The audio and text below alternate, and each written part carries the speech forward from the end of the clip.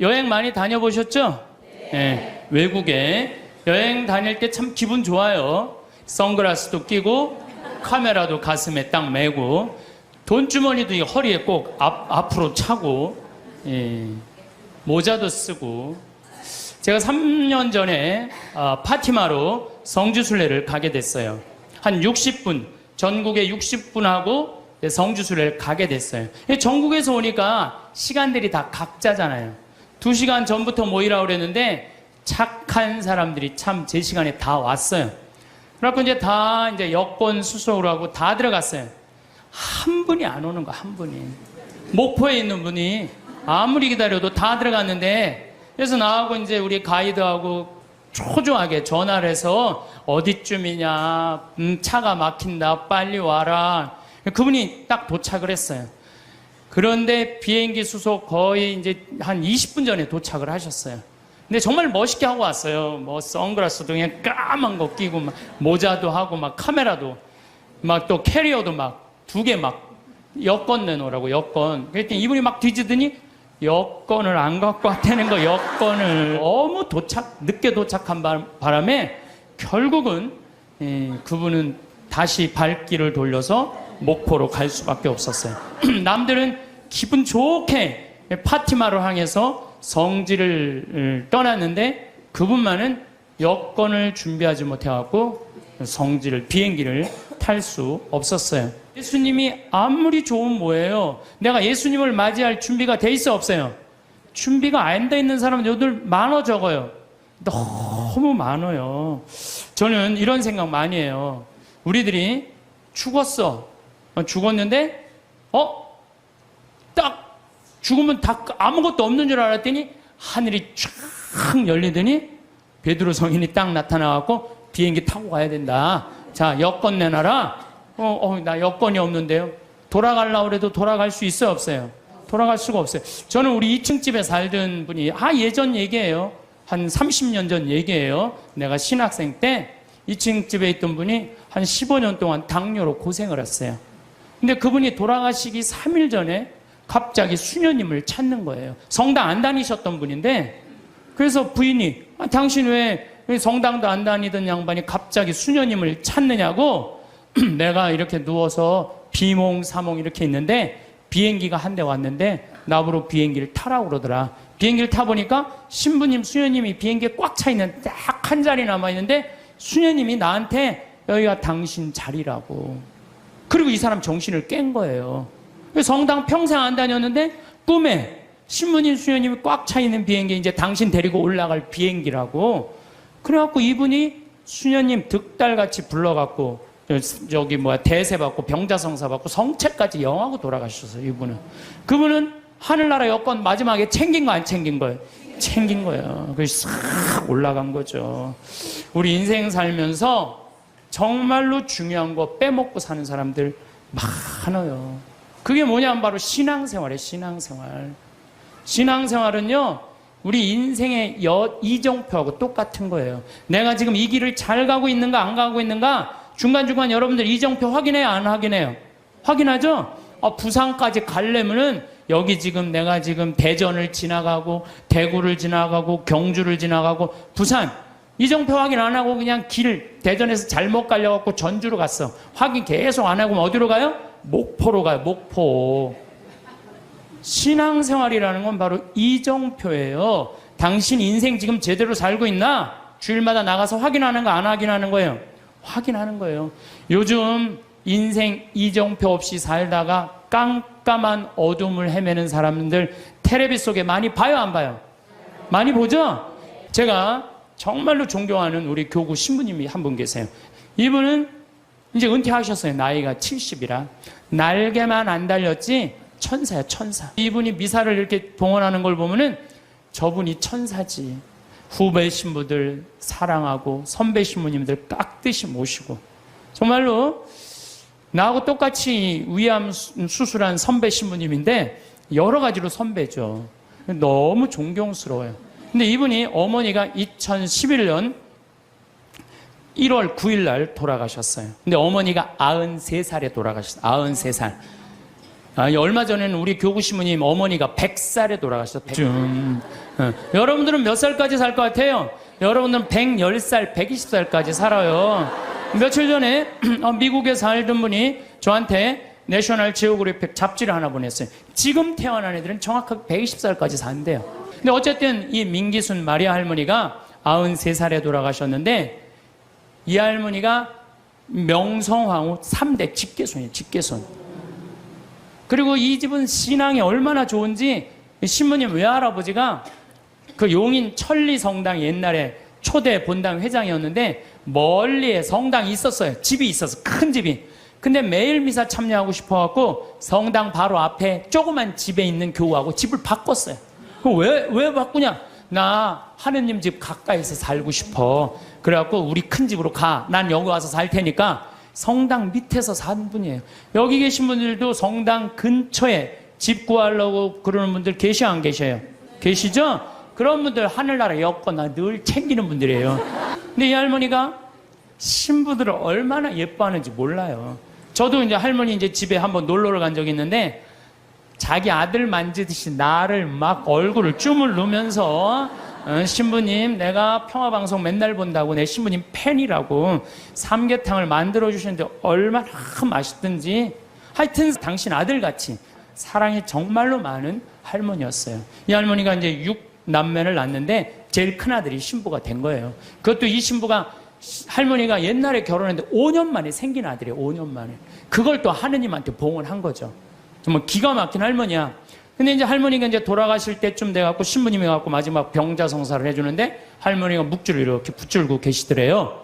근데 아들이 이제 가니까 할머니가 마지막 눈을 뜨면서 아들을 보면서 어떻게 돌아가셨는지 알아요? 싹 웃으면서 씩 웃으면서 아들 손을 쫙 잡고 나는 그 할머니 상상이 돼요. 정말로 유머가 많은 할머니였거든요. 죽으면서 아들 손을 잡고 씩 죽으면서 눈을 딱 감았대요. 이 할머니 뭐가 있는 할머니야? 하늘나라 여권 있는 할머니예요. 나 이제 어디로 떠난다?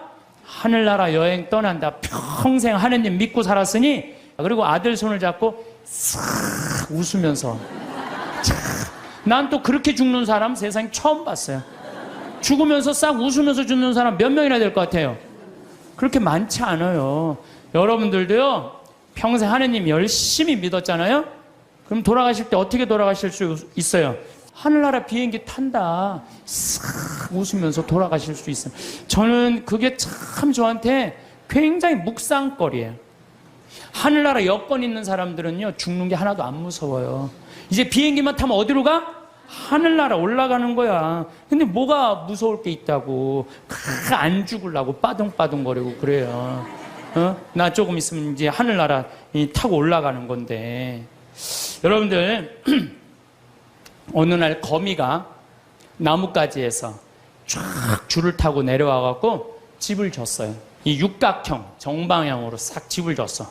이 큰 나뭇가지 미치니까 공간도 넓고 이 거미줄을 쳐놓으니까 뭐 나방도 와서 붙고 파리도 와서 붙고 그냥 돌아다닐 때마다 너무 기분이 좋은 거야 거미가. 그래서 그거 다 거미줄로 말아서 그냥 때 따라 철 따라 찾아 먹으니까 이 거미가 너무 행복했어요.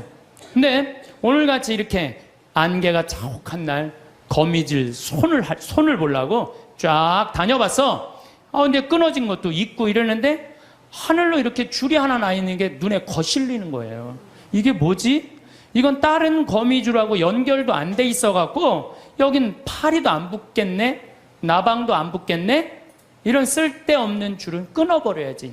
자기가 나뭇가지에서 타고 내려온 그날을 까먹은 거, 이 거미줄이. 거미가. 그래갖고 그냥 그 거미줄을 딱 끊어버린 거야. 끊으니까 어떻게 돼요?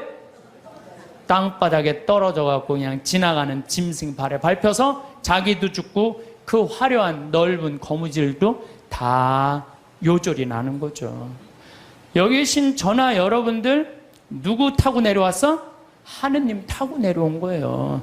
그래갖고 처음에 성당 다닐 때는 모든 게 다 하느님이 은총인 것 같아. 그래갖고 하느님한테 감사도 드리고 매일 미사 참여도 하고 주일 미사도 가고 막 돈도 또 너무 잘 벌려. 성당 나가다 보니까 하느님 축복 받아갖고. 근데 벌려도 너무 많이 벌리면 문제가 돼요. 왜? 주일날도 아까우네. 내가 이거 주일날 가게 문 안 닫고 나가면 돈 더 벌 수 있을 텐데. 돈에 살살 눈이 멀으면 어떻게 돼요? 헌금 내는 것도 아까운 거야. 주일 헌금 내는 것도 아까운 거야. 요즘 신천지에서 이제 천주교 교우들 그만 포섭하라고 명령 떨어졌다고 그러더라고요. 여러분들 그거 알아요? 몰라요? 신천지에서 천주교 신자들 많이 포섭해 갔는데 아이 헌금을 1,000원밖에 안 낸대잖아요. 그래갖고 신천지에서 명령을 내렸대. 이제 천주교 신자 포섭하지 말아라. 그래서 이제 뭐 신천지 때문에 스트레스 받을 거 하나도 없어요. 예. 헌금 내는 것도 아깝고 교무금 내는 것도 아까운 거야. 11조 내는 것도.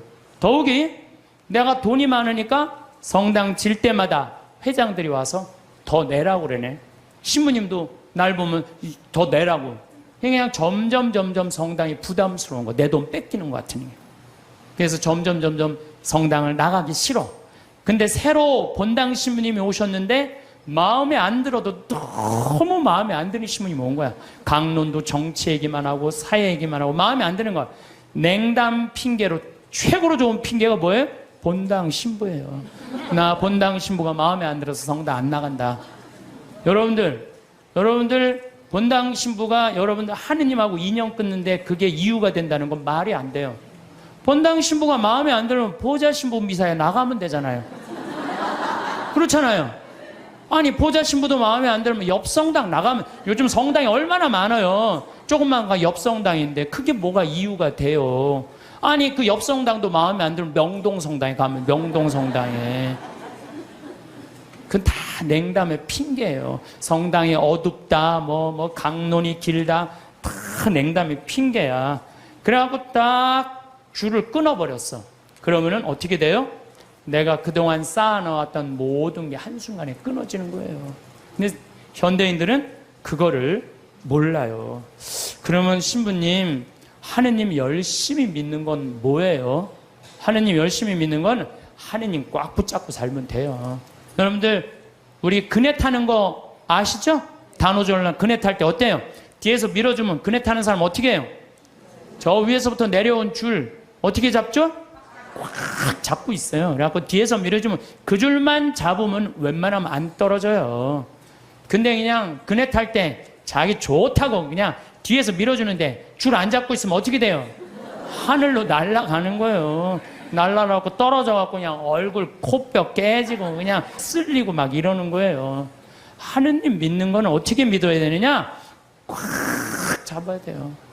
하느님 꽉 잡는 방법은 뭐예요? 레저 활동 열심히 하고 성령 기도해 나가고 성당에 전례 봉사라면 전례 봉사하고 반모임 열심히 나가고 매일 미사 나가고, 이게 하느님 꽉 붙잡고 사는 거예요. 근데 요즘 현대인들은 내가 보기에는요, 하느님 꽉 붙잡고 사는 사람 별로 없어요. 다 그냥 줄 느슨하게 잡고 떨어지려면 떨어져라, 난 하늘로 날아가고 싶다, 그런 사람들 너무 많습니다. 요한복음 15장에 보면은 예수님이 나는 참 포도나무요 너희는 가지로다 이 얘기를 해요. 내 안에 머물러라, 나도 너희 안에 머무르겠다.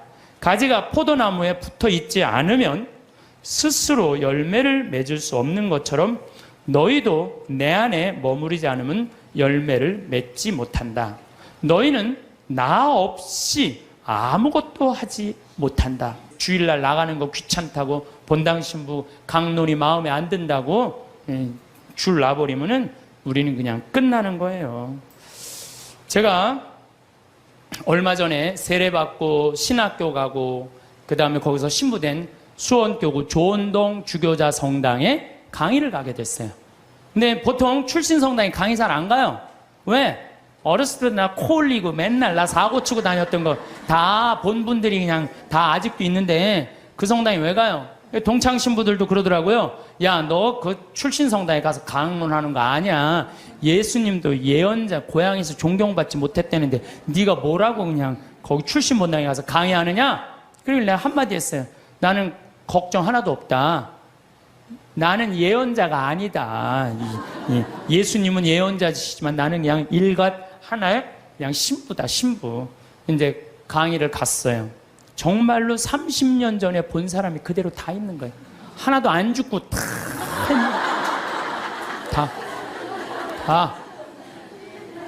처음에는 당황스럽더라고요. 왜? 내가 중학교 1학년 때 맨날 코 흘리고 그냥 다녔던데 그냥 아줌마들이 그냥 다 그냥 그대로 다 있는데 그분들한테 강론한다는 게 쉽지가 않더라고요. 근데 이제 강의가 이제 2시간 강의가 끝났는데 정말 기가 막히게 예쁜 아줌마가 정말 곱더라고요. 날 보더니 신부님 저 아시겠느냐고. 얼굴은 분명히 알겠는데 누구 엄마인지를 모르겠는 거예요. 누구 엄마인지를. 아, 나 기억이 난다고. 그랬더니 아이 알긴 뭘 아느냐고. 나 누구 엄마라고. 그랬더니 어렸을 때부터 같이 자랐던 친구 엄마야. 근데 나는 정말 아줌마인 줄 알았어요. 몇 살이냐 그러니까 78이래. 78. 내가 이렇게 계산을 해봤어요. 내가 중학교 1학년 때부터 본 아줌마니까 내가 43살부터 봤더라고, 그 아줌마를. 근데 그때 모습이나 지금이나 안 변했어. 참 요즘은 늙어도 늙은 것 같지가 않아서 걱정해요. 근데 어쩜 그렇게 이쁘고 고운지. 근데 내가 그분한테 감동받은 건 다른 게 아니에요. 그때도 성당 열심히 나가더니 30년이 지난 지금도 어때? 열심히 나가는 거야. 성당 열심히 다니는 사람은 얼굴이 달라도 달라요. 이뻐. 그렇게 이쁘더라고요. 보면서. 또 제가 얼마 전에 평택 비전동 성당, 내 첫 본당 신부했던 데를 초청을 해서 주일날 갔어요. 평일날은 뭐 가끔 갔었지만 주일날은 처음 간 거예요. 성당이 1000명도 도왔어요. 근데 그 앞에 앉은 사람 보니까 17년 전에 앉아있던 사람이 그대로 앉아있더라고요. 이게 무슨 얘기냐면은 하느님 믿는 거는 변함이 없어야 돼요. 봄에 나갔다가 가을에 안 나가고 더운 날 안 나가고 시원한 날 나가고 성탄 때 나가고 평상시엔 안 나가고 이러는 게 아니고 눈이 오나 비가 오나 바람이 부나 변하지 않고 계속 나가는 거. 이게 신앙생활 제대로 하는 거예요. 그래서 저는 여러분들 신앙생활 앞으로도 변함없이 어떤 풍파가 닥쳐와도 변함없이 성당 나가길 바라요. 어떻게? 하느님 꽉 붙잡고 사는 사람 죽을 때 어떻게 죽을 수 있어? 왜 죽을 때 씩 웃을 수 있어? 하늘나라 여건 있잖아요. 내가 하느님 온전히 꽉 믿은 사람은요, 죽음이 아니에요. 죽음은 새로운 삶으로 옮아가는 거예요. 새로운 삶으로. 하느님 믿는 건 그런 거예요.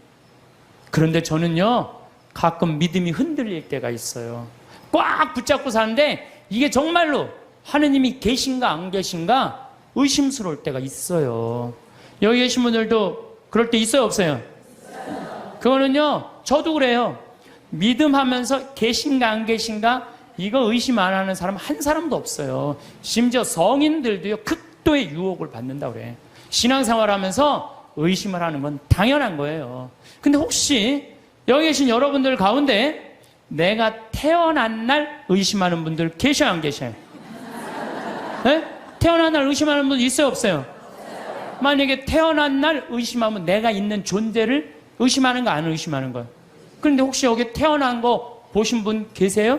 내가 엄마 태를 열고 나올 때 피를 뒤집어 쓰고 딱 나오는 순간 엄마가 나를 안고 빵긋 웃었던 그 모습 기억나요, 안 나요? 기억 안 나죠? 그런데도 네 생일이 6월 7일이다. 그러면 그날이 내 생일인 줄 다 알아요. 이 엄마가 내 엄마일까? 이거 의심하는 사람 없어요. 여러분 혹시 이 엄마가 내 엄마일까? 이렇게 의심한 적 있어요, 없어요? 요즘 배 아파서 났어. 내가 너 믿어. 근데 내가 본 적이 없어서 난 믿음이 안 생기는데? 신앙도 똑같아요. 하느님이 나 빚어 만드는 거 나 본 적 없어. 그래도 내가 너를 빚어 만들었다. 하느님이 그렇게 말했으면 믿어야 돼, 안 믿어야 돼? 믿어야 돼요. 우리 하느님은 당신의 아들을 역사 안으로 보내셨어요. 제가 참 우리가 글이 생긴 게 10,000년 전이야. 그러니까 이때부터는 역사가 기록이 된 거예요. 부처님이 예수님 탄생 624년경에 오셨어요. 예수님 탄생하시기 전에. 그 다음에 예수님을 기점이야. BC라는 게 Before Christ, 예수님 오시기 전 570년에 공자님이 오셨고, 예수님 오시기 전 624년경에 부처님 오셨어요. 그 다음에 이제 AD, 이거를 기원 후란 안노 도미노라고 그래요. 이게 안노 도미노. 예수님의 해라는 거예요. 주님의 해라는 뜻이야. 그리고 마호메트는 몇 년에 왔냐면 571년에 왔어. 예수님 탄생 624년. 나는, 여러분들 혹시 공자님 의심하는 분들 계세요? 역사 안에 오신 거? 의심 안 하죠? 공자님 왔다 가시고, 거기에 다 있잖아요. 공자님 얘기요. 부처님 혹시 여러분들 왔다 가신 거 의심하는 분들 계세요? 없어요. 시달타라고 왕으로 왔다 갔어요. 예수님도 역사 안에 왔다 가고, 마호메트도 역사 안에 왔다 갔어요. 아프리카의 원주민들은 평생 예수님 얘기 하나도 들어본 적이 없는데, 그러고 죽었어. 착하게 열심히. 그럼 그 사람 구원 있어요, 없어요? 있는지 없는지는 우리는 잘 몰라요. 근데 누구한테 유보해줘야 돼? 하느님한테 유보해야 돼. 구원을 결정하는 건 내가 하는 게 아니에요. 누가 결정하는 거예요? 하느님이 결정하는 거예요. 제가 여러분한테 드리고 싶은 말씀은 예수님 역사 안에 왔다 가셨다는 거, 역사 안에. 그 예수님을 보고 베드로가 탄생한 거예요. 베드로가 어느 날 갑자기 뚝 떨어져갖고 베드로가 지금부터 이 교회가 있다. 예수님이란 이런 존재를 가짜로 만들어냈겠어요? 자기가 눈으로 본 예수님을 증언한 거예요. 예수님이 3년 동안 우리랑 같이 사셨고, 십자가에 못 박혀 돌아가셨고, 부활하시고, 이거를 체험해갖고 증언한 거야. 그러니까 지금 266대 교황까지 내려왔다는 거는 거미가 나뭇가지에서 줄을 타고 내려와서 집을 짓듯이 우리는 베드로부터 타고 내려와갖고 이 교회라는 집을 짓는 거예요. 그러니까 여러분들, 성서에, 신약 성서에 있는 게 하나도 거짓이 없어요. 예수님이 베드로가 직접 보고 증언한 거예요. 베드로뿐만 아니라 12제자, 12제자만 보고 증언했어요. 그 외에 수많은 사람들이 보고 증언한 그 교회가 지금까지 이어져 내려온 건데, 그걸 의심하면 어떻게 했냐 이거예요. 나는 있느냐 없느냐 이것 따지는 사람들을 보면 다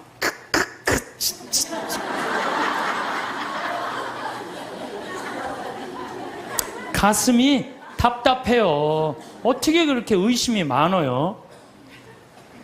하느님은 우리를 지어내신 주물주시고 창조주셔요. 그냥 꽉 붙잡고 살면 돼요. 내가 태어난 날 본 사람 없어. 네 생일이 6월 7일이다. 내 생일이 6월 7일이에요. 내 생일이. 그래서 6월 7일이다. 믿는 거예요. 경복궁 이거 진 사람 있다. 그러면 경복궁 진 사람 있는 거예요. 이 우주 만물, 얼마나 저 산은 얼마나 아름다워요. 아름답죠? 저 물 한 개 피는 거 봐요. 구름. 얼마나 아름다워요. 저 아름다운 걸 보면서 이 우주 만물의 지은이가 누구인지를 묻지 않으면 얼마나 답답하냐 이거예요. 그래서 여러분들, 이 우주 만물을 만드는 창조주가 있다는 거예요. 그게 바로 하느님이라는 거예요. 심지어 칸트라는 철학자는 참 재미난 얘기를 했어요. 그 사람이 순수이성 비판, 실천이성 비판, 판단력 비판, 그런 철학, 이렇게 두꺼운 걸 썼어요. 근데 그 내용 중에 하나가 절대 도덕 명령이라는 걸 해요. 사람은 무조건 착한 일을 해야 된다. 이걸 자기 철학 논리에 주장을 해요. 그런데 가만히 보니까 정말로 착하게 사는데 이용만 당하고 괴로운 사람 있어요, 없어요? 있죠? 여러분들 살다 보면 정말 착한데 이용만 당하고 사기 당하고 그냥 고통스럽게 사는 사람이 있어. 그 사람한테 그래, 너 그래도 착하게 살아, 착하게 살아, 착하게 살아. 나 이렇게 착하게 살아 괴롭기만 한데, 근데 또 한편 정말로 나쁜 짓만 골라 사는 사람들이 있어요. 그런데 보면은 아주 떵떵거리고 잘 살아. 저 사람은 나쁜 짓 하는데 저렇게 떵떵거리고 잘 사는데 난 착한데 이렇게 괴롭게 살아. 너 그래도 계속 착한 일 하라고 얘기할 수 있어? 이제 칸트가 가만히 있어봐. 그러게, 그러면 안 되지. 그러면 안 되겠다, 야. 착한 일을 하면서 끝까지 착하게 산 사람은 마지막 날 하느님이 거기에 대한 보상을 다 해준다. 악한 일을 한 사람은 마지막에 악한 대가를 다 치르게 한다. 그래서 실천이성 비판이라는 데선 그 하느님이 좀 있어줘야 되겠다. 양심의 기준을 세우기 위해서. 그래갖고 그 사람이 마지막에는 하느님의 신의 존재가 있어야 되겠다 그래요. 뭘 그걸 그렇게 어렵게 설명을 해. 우리 4대 교리에 있는데 상선, 벌, 악. 착한 일을 한 사람은 상을 받고 악한 일에서 벌 받는 거. 마지막 날이요, 착한 일을 한 사람은 거기에 합당한 보상을 하느님이 다 해주셔요. 근데 악한 일만 하고 나쁜 짓만 골라서 하고, 요즘 텔레비 보면요, 아니 돈이 여러분 한 20억만 있으면 되지 않아요? 20억? 아유 시부님 20억이라도 2억이라도 있었으면 좋겠어요. 요즘 집에 차 없는 사람들 없어요. 옛날에 여러분들 아침에 자고 일어나면 밤에 목마르면 먹으려고 물 떠놓은 거 꽝꽝 얼어있어요, 안 얼어있어요? 나도 어렸을 때 아침에 그냥 물 먹으려고 보면 이게 꽝꽝 얼어있어요. 옛날에는 웬만한 집들은 다 그랬어요. 근데 요즘 어때요? 다 먹고 살면 이제 출세 안 해도 돼요. 나는 출세하는 거 하나도 안 부러워요. 힘껏 사는 게. 그러니까 여러분들 출세하는 거 하나도 부러워하지 말아요. 어쨌든 착하게 산 사람은 상을 받고 악하게 산 사람은 벌을 받아야 된다는 거예요. 그러기 위해서 누가 있어줘야 된다? 하느님이 있어줘야 된다. 하느님이. 세상 만물 질서정연하게 돌아가는 이유도 질서의 하느님께서 세상의 질서를 세워주셨기 때문에 우리가 살 수 있는 거예요. 이러한 증거로 하느님의 존재를 알 수 있으며 하느님의 은총이 온 세상, 온 만물에 또한 태어나 죽는 날까지 우리에게 머물러 계시니 저는 이 말 정말로 인정해요. 하느님의 은총이 온 세상, 온 만물에 머물러 있는 거예요. 어젯밤에 비가 여기 강원도에 한 10mm 정도 왔어요. 비가 1mm 오면은요, 경제적인 효과가 280억이래요. 기상청에서 발표했더라고, 얼마 전에. 10mm가 오면 얼마가 오느냐면 2,800억이 하늘에서 쏟아지는 거예요. 그 여러분들 비한테 반말하면 안 돼요.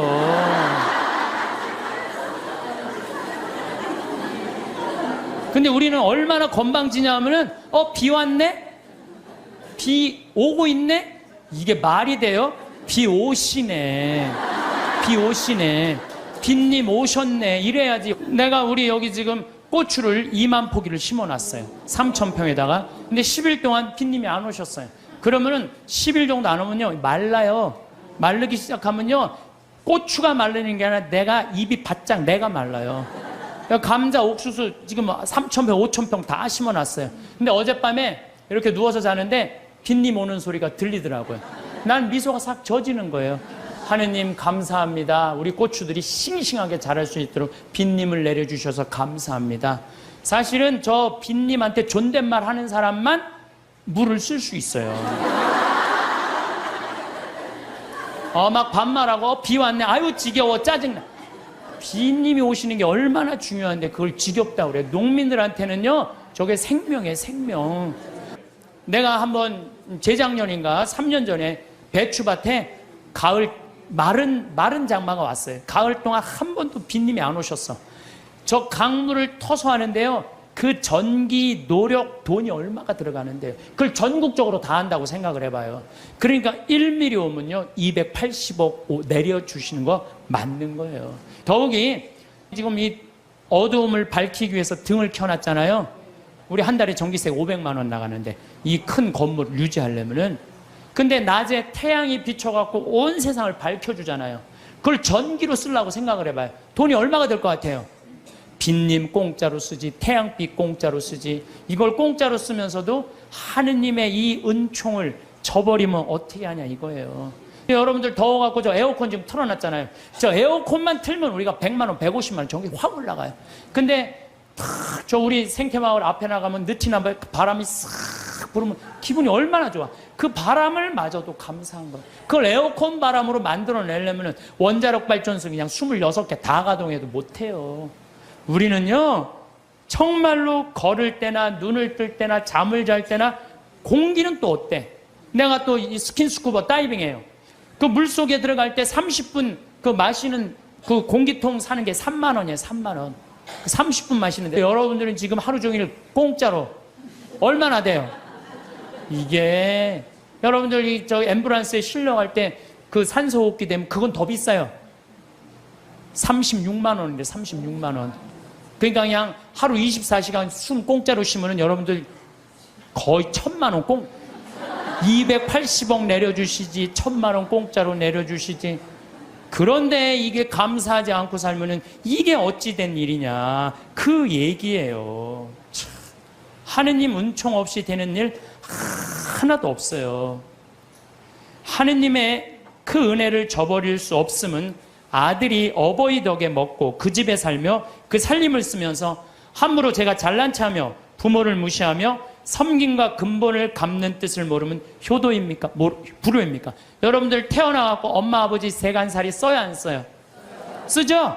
엄마 아빠 밥솥 쓰고, 엄마 아빠 방 쓰고, 엄마 아빠 거실 쓰고, 엄마 아빠 전기 다 쓰는 거 아니야? 그런데 그 엄마 아빠한테 감사하지 않으면 효도냐 불효냐 이거예요. 그것처럼 우리는 하느님 세간살이 쓴다 이거예요. 나무, 저 빈님, 태양, 바람 다 하느님 세간살이야. 그걸 쓰면서 감사해야 된다 이거죠. 저는 여러분들도 다 하느님 은총 속에 살았지만 저는 특별히 하느님 사랑받고 산 신부예요. 제가 2010년 4월 6일 날 위암 수술했어요. 위를 3분의 2를 잘라냈어요. 내가 그렇게 방송에 나가서 그렇게 위암 수술했다는데 말할 때마다 놀라는 거 보면 난 또 놀라요. 우리 몸이요, 이게 다 기적이야, 기적.